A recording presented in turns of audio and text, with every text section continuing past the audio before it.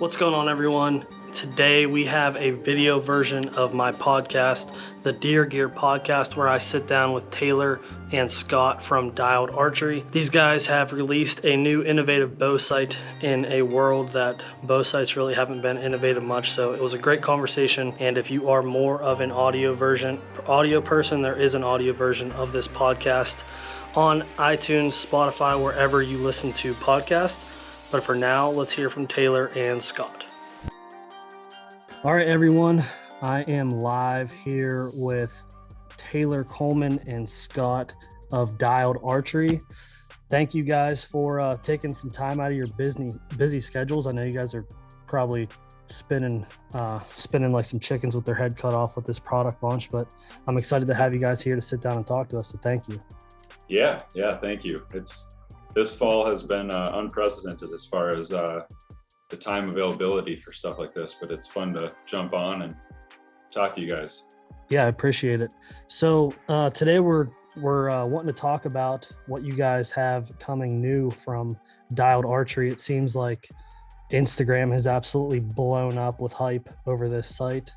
That's how I came across it myself, and I'm excited to learn a little bit more about it. So I'm going to give you guys some time just to kind of talk about the design, features, and then we'll kind of break it down from there. So what is it that you guys are offering this year from Dialed Archery? Let you jump in and explain that a little bit. I'll hold it here. So yeah, Dialed, it's kind of like a new, I guess like the new cool kid, company. I've been in the industry a long time. Taylor's been in the industry a long time. And one thing, when we decided to do this, we felt that the industry just lacked a lot of innovation. And with my background being archery accessories, the first product we wanted to kick the company off with was the ARXOS adjustable sight. So there's a lot of sights on the market. I wouldn't say it's a saturated market, but there are a lot of other options out there. But like I said before, we truly felt like there's just nothing really that exciting. And anytime, like, all the excitement has always been around the bow or like a broadhead or something like that. Like, there's really hasn't been any excitement shining light on an accessory. So when designing the ARXOS, that's one thing like that was very important to us, is not only have it be like obviously a truly functioning multiple or fully adjustable sight, but also have it be innovative. So a lot of thought, we all sat down, kind of developed our wish list, or kind of what we wanted to see where we thought like there was a lot of other site companies lacked, and really just it just was kind of like this brain baby, and luckily it all kind of came together. It was like this recipe. We didn't know if it would work or not, but it worked. Yeah, and we definitely took the time with the different connections that we have built in the industry. We took the time to realize where our inabilities were. And like my background, owning Capture Creative with Jordan Riley, our backgrounds are the creative side, marketing side. We can swing with big hitters on the branding and making sure all that stuff is fine-tuned. His background is in sales, so he can handle all the sales and marketing side on that side of things. But where we don't have skills is on development and engineering. Like, we can tell you what we like or don't like, or how it functions or how it should be, but we don't know how to make it do that. So one of the very first things that we did was bring in two guys, TJ Eads with Eads Design, and then Kyle Davidson with DCA Custom Arrows. And both those guys are wizards in the archery department, and they've been doing graphic or engineering stuff for going on Long time. I mean, For being I young, think for being young cumulative guys. probably 40 years between the two of them. So they've got lots of experience in it. And the other cool thing about their mindset is that they haven't cut their teeth in the archery space. They are engineers from the industrial space, so that we were able to bring a lot of fresh concepts and unique ideas to the table when we first were starting. And I don't think any of this stuff will ever come to the light of day with our story, but there's some there's some pretty unique designed concepts from way at the beginning, with some, you could say they almost don't even look like bow sights, but it was fun to go through that process because they were just so unique thought process, and then bring it back to this. So to run you through some of the unique characteristics of the bow sight, the big question that we always get, if I hold the bow straight up and down here, is the angled elevation system. We're calling it the AES technology. And this is heavily patented. We're patent pending right now on all of that. But this is the dial right here, the yellow part on my bow. And then it rides, and there's a gearing system inside, and it drives this up and down like you see in a traditional mover sight. But by angling our elevation rail, we are able to achieve extra yardage faster. The easiest way to explain it, it's a complicated subject, and we'll be making lots of videos on it to help explain it in multiple different ways for people to understand. But the easiest way to explain it is that when you dial, once you're set up and you dial to 100, if you were to compare your tape from your traditional straight up and down rail to this angled rail, we are seeing 15 to 20 yards shaved off of your sight tape. You're achieving 100 yards faster by like 15 to 20 yards faster on your sight tape. Or another way to explain it is that guys are getting to 100 yards, and they're actually able, once they get to 100 yards on their old sight tape, that same distance tape on our sight is reaching to like 120 to 125. Sure. Yeah. So that, without having issues with your vein clearance. So that, coupled with our, I don't think you guys can see it in the video, but we've got our stub XR pin at the base of our single pin post. This mag, which for everyone hearing about dialed archery right now and seeing us use the term mag, that is strictly a branding move. Our mag system is the housing. Our housings are interchangeable, and it's built to do that. So you can have multiple housings and flip them out and have multi-pin and single pin options really easily. So we called it a mag, so that it's, because it is different than what's out there right now. So our mag systems, we have a single pin right now that you can pre-order, and we will be launching multi-pin options in 2022 here. And on our single pin post, we put a stub XR pin, which is a little dot at the base of the post. And when you couple the angled elevation system with the stub XR pin, you're achieving yardages honestly further than what archery guys are really even doing. I mean, you're able to shoot out to 140, 150 when you're practicing. With all this being new, we're not really sure how people are going to use some of that stuff. A lot of guys have been asking us if we can move the stub XR pin up to create more of the halfway mark on the post. And like our quick answer is we will have that option in the future. We're not doing that on the single pin post. The stub XR is a very unique thing to allow people to get the furthest yardages that they possibly can when they're practicing for fun. And for 3D courses, when you have that target sitting at 115 yards and you have vein clearance issues in the past, we're giving that spot.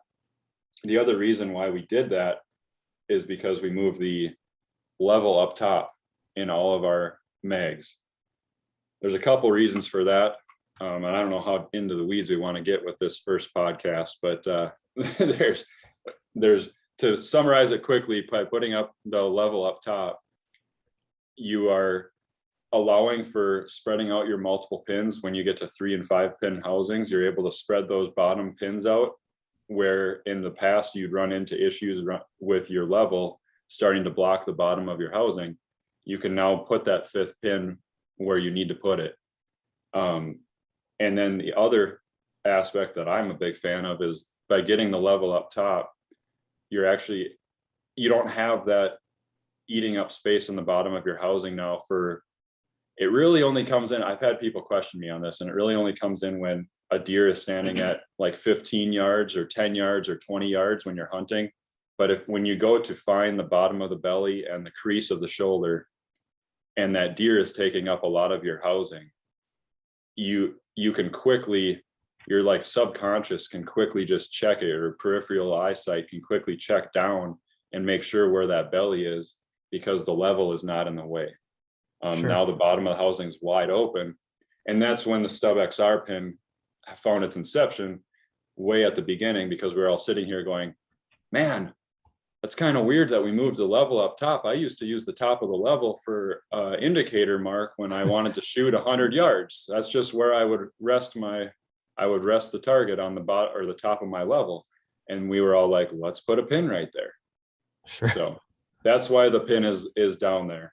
And really with the level too, like Taylor said, with it being on top, it really opens up your field of view. So you're able to see more of your target, which will allow you to concentrate on the target more. But also, like, it's amazing just from like my background and experience, how many shooters do not use their level or pay attention to it, which is like huge, because I mean, everybody should be, I mean, assuming like your second axis and all your axes are set correctly, your level can make or break you, especially at longer distance shots. So like, if you're shooting and you see you're throwing shots left or right, one direction or the other, a lot of times if you check your level, that'll correct that. But with the level being at the bottom of the housing, it's really not in a convenient spot to see. So you're having to take your eye off the target to look at the level, which is a pain in the ass. Like you're wasting time and you're wasting energy. Where with it at the top of the housing, now it's in your peripheral vision, and you're almost staring through it to see the target. So it's in a lot more convenient spot. But then like Taylor said, with like the AES system, with the Stub XR, obviously like we're promoting like being able to extend your range. And, you know, a lot of people are like, well, how much farther do you need to be able to shoot? And it's like, yeah, I mean, that's a valid point, but like, if anybody has gone to a lot of like the popular 3D shoots that are out there, like the Total Archery Challenges or the Mountain Archery Festivals, like, you know, a lot of those shots are really far, and a lot of people set up conventional setups with conventional adjustable sights. They're very limited. But so with this, not only are we allowing you to extend the range, but for people that like women or youth shooters or anybody that's shooting like a lower draw weight or has a short draw length, that is a recipe for very limited range. And there are a lot of people who have a short draw length or shoot low poundage that are capable at shooting farther, but because of their setup, they're limited. Where with the ARXOS, it will allow them to reach their full potential with their ranging. So obviously we're promoting long distance shooting, but I mean, it's not only for that. I mean, there's also it's really a helpful tool too. Yeah, the other huge benefit that we didn't do it for this reason, but we're finding it as we're hunting this fall, and we've got test units out in the world. And you hunted this fall? I actually have hunted quite a bit this. I didn't hunt this fall, but that's because you were guiding. Even from 20 to 50, with this being angled, you're saving yourself space even from 20 to 50. So grabbing this quick and moving it this far, it's a lot faster. You're now going from 20 to 50 right there. And a lot of guys are going to be like, well, that's not worth spending the extra money. Your guys' bow sight's crazy high expensive, and we'll get into the reasons for that when we a little bit later here. But having the ability to save on yardage is huge for guys that have true hunting arrow setups that are heavier weight. There's a lot of guys out there who are running into issues already at like 65 yards with vein clearance issues with the bottom of their housing. And you know, a lot of people are like, well, he's got too heavy arrows. That it's like, no, heavy arrows will blow through deer. That's a good thing to have. But when he wants to practice in the summertime with those same exact arrows and not have to switch to a different arrow, but wants to practice at 90 to better his control on the target and stuff like that, that's where some of that stuff comes into play. Sure. Yeah. I'm that guy. I have a 27.5-inch draw, and I'm shooting a really heavy arrow, and my current sight tape maxes out at 70 yards. I Mhm. can't go any further. And that's Which, one of the, go I ahead. mean, for hunting, right, that's like practical, but if you ever did want to go to one of the archery shoots or something, like you're gonna struggle bad. Right. Yeah. I went to Total Archery Challenge a couple times, and it's like the long range shots. I don't even participate because I'm gonna just lose a bunch of arrows. Yeah. Like Yeah. I don't have that range. I was just gonna say I bet next year's Total Archery Challenge winner has a dialed sight on their bow. Mhm. That'd be pretty We'll sweet. be at a lot of, we've been getting that question a lot. What consumer shows or events will you be at? And we'll be at a lot of total archery challenges this next year. And there's a handful of other shows that we're going to try to get to too. So But you can kind of see, like, so back to like your initial question, like when developing Dialed and like the ARXOS, like, I mean, our motto is that it's a site built for hunters by hunters.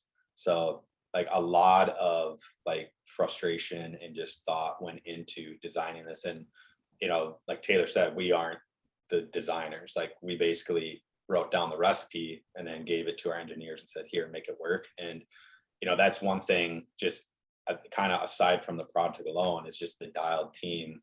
I mean, we've been thoroughly just impressed with like the team we have, and I think it shows in the product that we've developed and that we'll continue to develop. So yeah, you know, that's huge too, with, you know, when you're starting a new company. another thing that's important to point out when we're talking about the biggest question mark with the AES technology for the listeners out there is a lot of people are asking us, what kind of issue is there with lining up my peep to my housing when this is moving further and closer to the riser? And the simplest way to explain it, and for people to test it before they go buying our bow sight, is that from the very tippy top of the angled elevation system to the bottom, your housing is moving just over 3/4 of an inch towards your bow and away from your bow.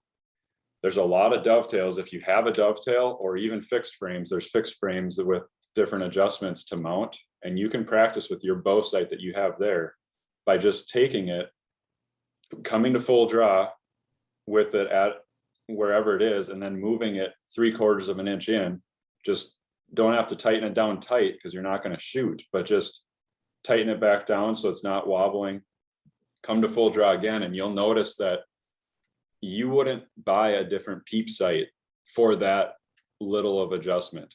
It's only 3/4 of an inch that is sliding from the very max to the very bottom of our rail system.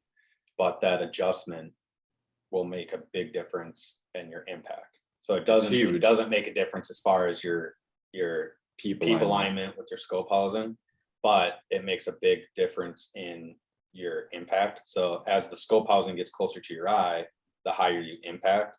So that's, like, to Taylor's point, the AES, that's part of that system, is as it's going down the slide, it's getting closer to your eye, but it's not enough to where it's going to affect your alignment, Sure. but it'll affect your impact. So Yep. as it's going down, it's getting closer to your eye, so you're going to be impacting higher. But because the dial is making the adjustment and you have your sight tape, like, essentially it's flattening the trajectory curve. Yep. So it's like, as you're going along your sight tape from 20 to 50, your yardage marks are getting farther apart.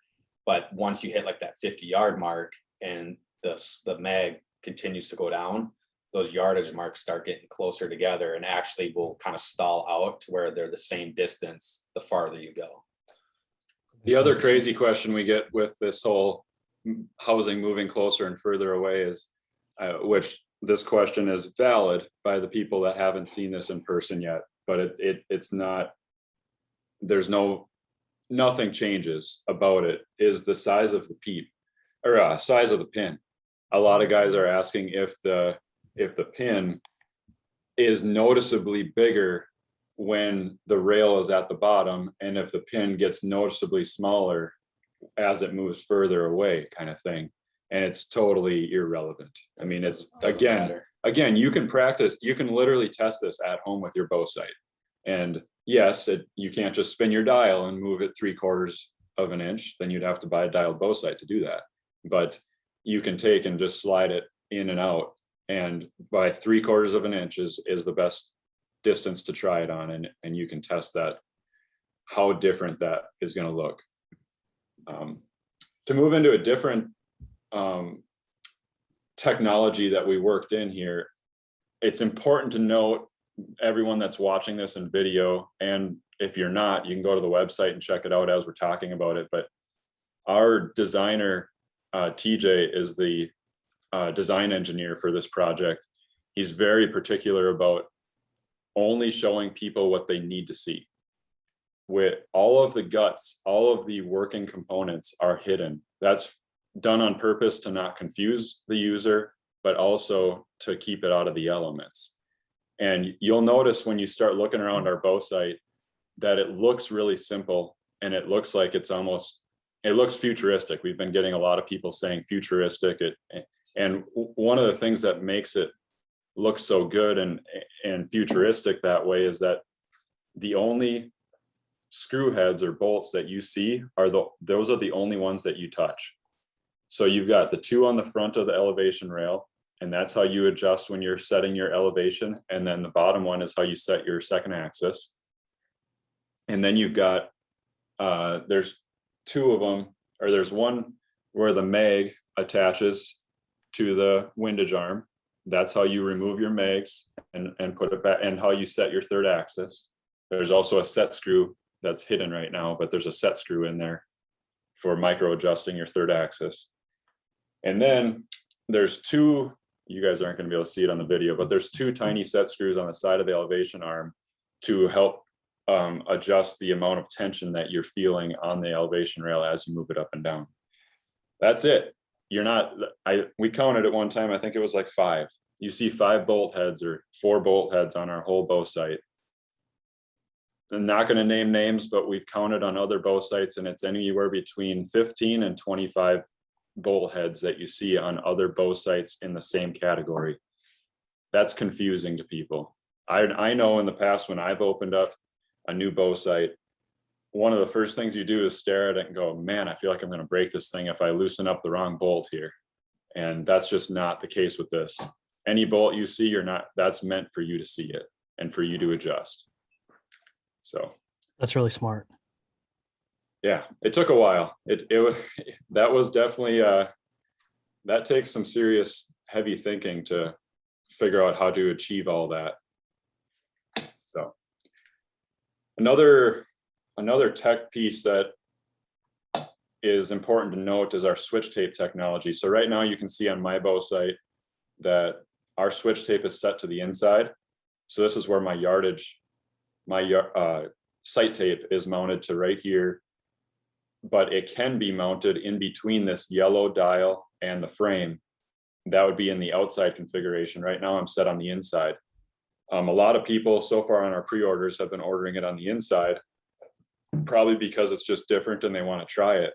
But the really nice part about it is when you come to full draw, see if I can line this up. When you come to full draw and you want to test and see what yardage you're set at, you can tip. With my setup with the bow sight in the Matthews bridge lock system, I can tip my hand 3 inches away from my face at full draw, and I can see that tape.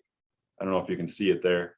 You can just see the tape when you tip your hand away from your face, and you can check to make sure when that deer you think was coming on the trail at 20 and it happened to walk behind 2 trees, and you're like, okay, which trail is it going to take? And you come to full draw and it actually happens to be at 30, and now you're already at full draw and you're like, wait, what was I at on my tape?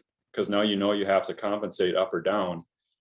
You can do that really quick without coming down, checking it, and then coming to full draw again. That's the main reason I like having it on the inside. So really you just have to decide what side of the bow do you want to look around. But for anybody that's shooting with a quiver mounted to their bow, so they're not detaching the quiver when they're hunting, they're going to want the tape on the inside of the sight, because otherwise you have to look around the quiver.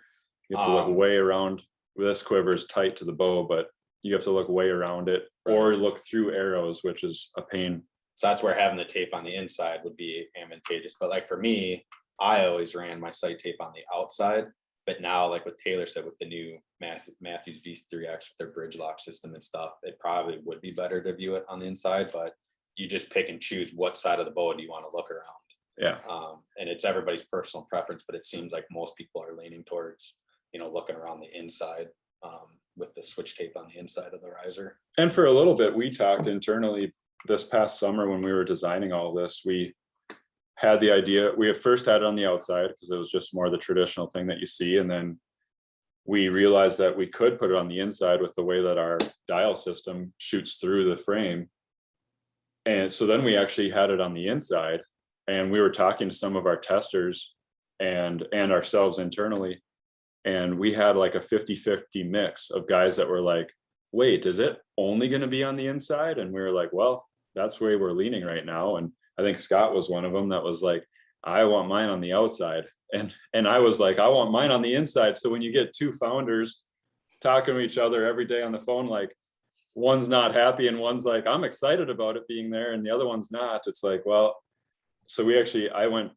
So now you can do both. There was a late night session where I was on the phone with TJ trying to figure that out. And it took him about 3 weeks just working on that specific spot. But between Kyle on the mechanical side and then TJ on the design side, they found a way to allow us to give the user the option, which goes back to why Dialed Archery has started.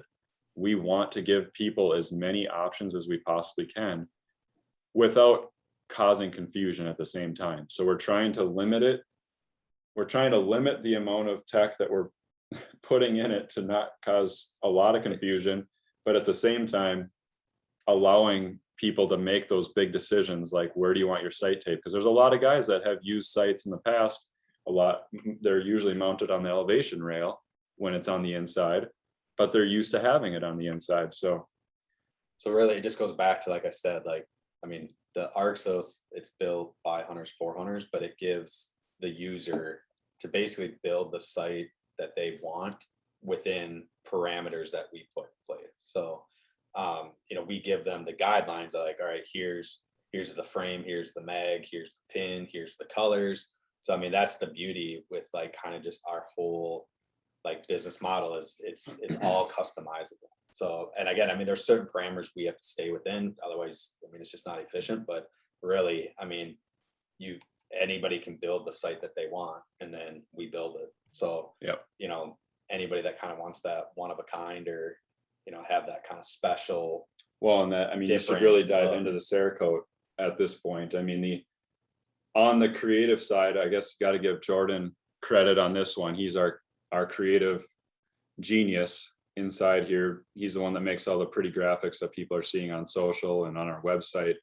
And between him and I on the creative brain of this, way at the beginning, we were like, how could we offer people to add a dash of color on their bow sight?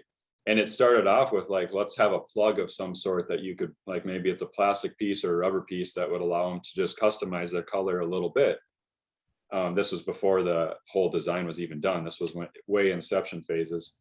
And then we actually got talking to a good buddy of ours that owns a cerakote shop, or he owns a full finishing shop where they do car detailing, and they put cerakote on guns and all that stuff. And we were over there introducing Scott to him one day, and he got all excited about the fact that we were making a bow sight. And we kind of threw it, it was kind of a dream pitch to him, just like, hey, Mike, would it be possible to cerakote a bow sight?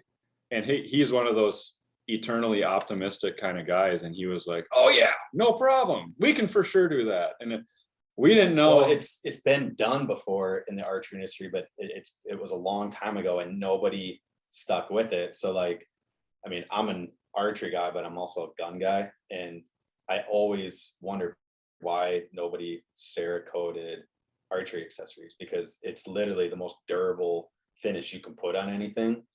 And so then when we started this, and then Taylor and Jordan were like, well, we have a guy that has a cerakote shop.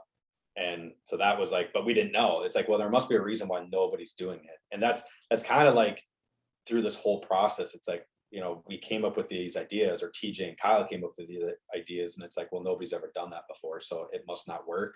But then we did test it, them, and it's it like, works. It works great. So like the fact that we realized, like, all right, so now we can cerakote. One, it makes our products damn near bulletproof and indestructible. But two, from the creative side, it opens a whole, you know, set of doors as to what we scares our sales SKU manager. His brain is going a little crazy because we actually have, well, we had 3 frame options when we launched pre-order, and then Matthews launched their new bow this year, the V3X, and they came out with their granite color, and I couldn't not have a color that matched that, and we had a lot of people asking, so we actually added that very quickly to our website, and now we have Dialed Smoke, which matches Matthews granite color, and then our Dialed Sage matches Matthews green ambush, as well as Prime's morel color, is what those guys have told me over there. So, and then our Dialed Earth color matches up with Hoyt Buckskin. I think it's called Buckskin, is Hoyt's brown. But anyways, we have 4 frame colors. You got black, sage, which is a green color, earth is a brown, and then you got smoke, which is it's like a grayish with a rust kind of mixed into it. And then on the dial side, this yellow piece, there's 13 color options now for that guy. And the main purpose of that, I mean, it's honestly mainly boils down to aesthetics. You can customize it to make it look the way you want. There's a little function to this too. So you can remove your dial, flop out colors to match with strings or match with your arrows. I got yellow theme going on with this bow. Just kind of fun to do that kind of stuff. But say you were to change the colors of your arrows or something and you wanted to match, you could buy another dial and it comes off. There's like a nut system here that you can pull your dial off really easy, flip out to a different dial. The other benefit to doing that is that we sell the yardage ring, just this white piece. We sell those separately as a single or a 3-pack. And then you can also buy different dials. So you can have multiple yardage tapes set up for different arrow setups or different types of hunting that you do. So what we've kind of been toying with and playing with, which is not really necessary, you only have to switch out your white tape to do a different arrow setup. But a lot of us are saying like, hey, my yellow dial with that yardage tape is for my whitetail arrows, and then my red dial with that yardage tape is for my western arrows, just to kind of switch it up and just have fun with it. So yes, it's mainly for the creative side of just giving the user the chance to customize it. And it honestly is a major headache for us on the internal assembly, managing all of that stuff. I mean, we have to have a lot more inventory to have the ability to ship right away for the different colors that people want. And we're definitely, I'm going to be honest, we're still figuring that out. Like we're going to offer colors. That's not an if, it's going to be a thing. But internally, the team is still just wrestling with, okay, how many of each color do we need to have? And I think it's going to just be an ongoing thing that we're constantly wrestling with. Yeah, I'm sure the more consumers you deal with, you'll find out quickly what are the popular options, what you have to carry more of, and what you don't have to carry as much of. It seems like everything behind the design is taking the confusion out of. There's no confusion like available. You just like you said with the color, you can color coordinate your switch tapes. You can there's only a couple screws you have to mess with. Was that kind of the goal from the get-go, is to like make a minimalist, super easy bow sight? Because it's like you guys said, it seems like the archery accessory industry is like a dinosaur. Nothing really changes. There's nothing to really get you excited about. I've been shooting the same HHA sight for 6 years because it's like, why? I don't need to change. There's nothing new. Maybe, okay, they took my slider and made it a wheel now, but it's the same sight. And that's what was most exciting and piqued my interest with this sight was, okay, you have the level up top, not something you ever see. You have the tape on the inside, not something that's like readily available. You have that angled system allowing for further yardage, not something that anyone is offering. And the look of it is so much cleaner, and the aesthetics are so much more pleasing. And I mean, in the world of content, in the world of Instagram, like that stuff piques people's eyes. And you guys have built something, and you're building a brand that people can kind of get behind. And that personally is what got me most excited, and the reason why I wanted to have you guys on. But so going a little bit further, every great product, everything that's brought to market solves a problem, right? We're all trying to solve a problem with what we're giving people. What do you think the main problem solving you guys came up with this site? What's the biggest problem this site solves? Customer service. It's not the bow sight. You can accomplish anything you want out there with any bow sight. What you're buying with Dialed Archery, there's cool features in this, and those are important too. But one of the most important things that from the get-go when we formed Dialed Archery was every product will have a lifetime warranty. That's no questions asked. There's no serial numbers to submit. There's no annoyances when they call us and have an issue. That we'll take care. We're here to take care of the customer. We've been customers for many, many years, and we want to provide a service and a brand that people can get behind and feel a part of as a family. And then this doesn't solve a problem, but they're like, everything's USA made. Everything's being made in the States, and that I'm not going to get into the weeds on this, but there's been a lot of people on social and on our archery forums that are bitching about the price. And the very, very simple answer for that is that we are made in the USA, and everything's just more in order to be made in the USA, in order to provide USA made and lifetime warranties that are no questions asked, we have to be at the price that we're at. Do we wish we could sell this for $300? Oh, hell yeah, that'd be awesome. We would love that, but it's just not possible.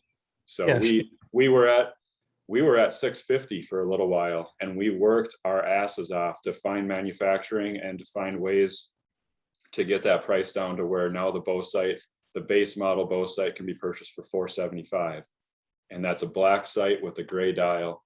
And then you can upgrade colors or buy accessories or switch out colors from there. Hell out of the fact that you guys stuck to your guns and stayed in the US for manufacturing, because it's important to note too, and Scott can go into a little bit of detail on this. We literally have 6 minutes, and then we have to get on a manufacturing call.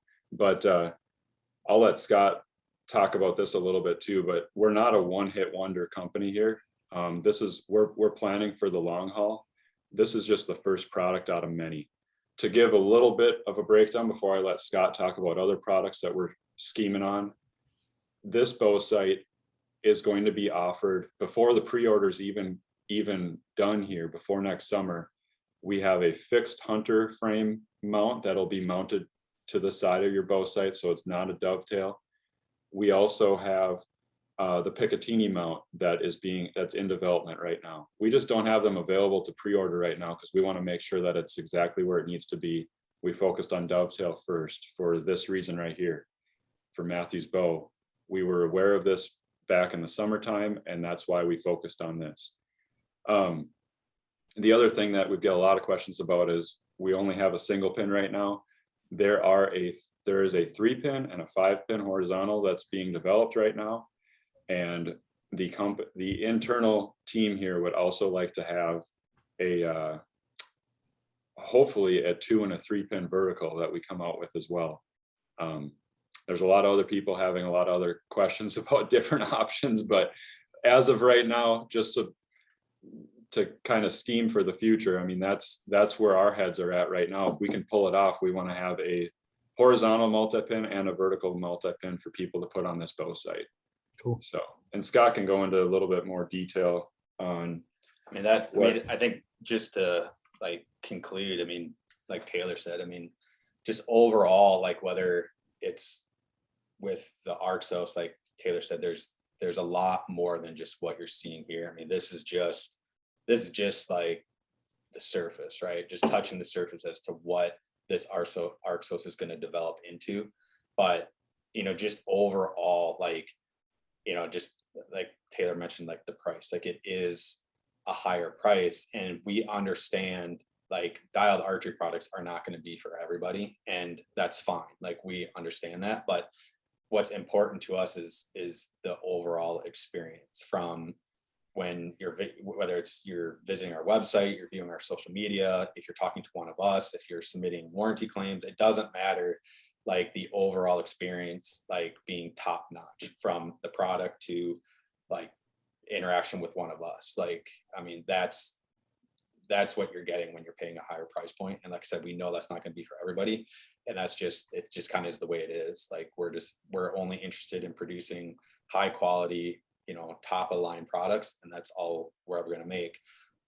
So going forward, I mean, you'll see a lot of that with Dialed. So, going into the future. Sure. Are you guys sticking with the direct to consumer business model? For now, mainly just because, I mean, what you see is what you get. Like Dialed Archery is there's one other guy. Well, 3 guys. Yeah, there's 3 guys and 2 engineers on the team here. So it's so I mean, it's 3 guys funding the whole thing. And Yeah. I wish I came from a trust fund family or had unlimited funds, but I mean, I sold my house so we could start this project. So Yeah. we're very much taking a walk before you run approach and just growing slowly, just to ensure that everything we do again is top notch, from infrastructure to so when we do open the floodgates, that we're prepared for it and we're not sinking before we can actually accomplish what we want to accomplish. So yes, for now, and I've been getting a ton of questions about this, like, because we have had a lot of retailers nationwide reaching out to us wanting to carry our product, and we love that, and we will we will tackle that at some point. But for right now, yes, it is going to be direct to consumer, mainly again just to grow slowly, but we also have to be conscious of profitability, because if we're not profited, and every profit we make is going right back into the company, and it's not going into our pockets, it's going right back into product development, marketing, just again to ensure that consumers have the overall best experience. But there are plans in the near future to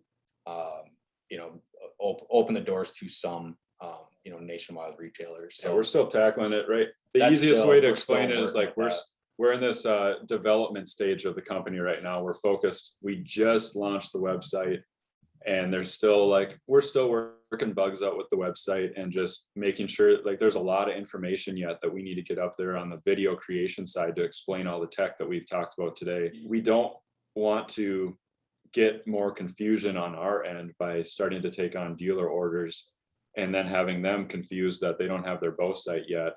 And it's like, well, we have to take care of ourselves here and work on developing.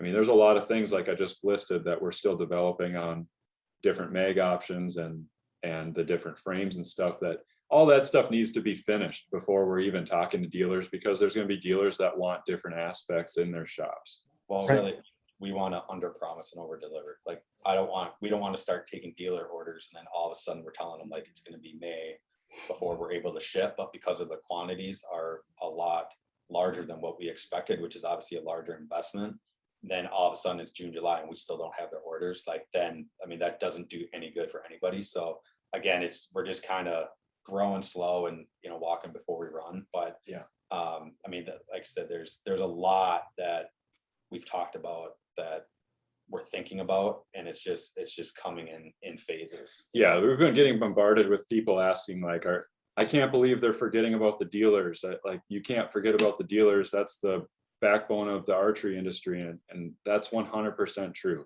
And we're not forgetting about them.